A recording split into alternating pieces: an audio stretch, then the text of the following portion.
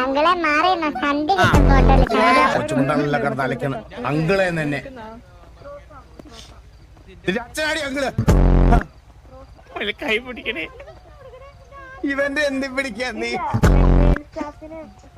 എന്താ ഇത്ര സ്ട്രെസ് എന്ന് ഞാൻ പറഞ്ഞു ഞാൻ സ്നേഹിക്കുന്ന ആൾക്ക് ഒരു മിനിറ്റ് ഒരു പരസ്യം ഇട്ടോട്ടെ സാധാരണ സീരിയലിനിടയ്ക്ക് പരസ്യം വരും.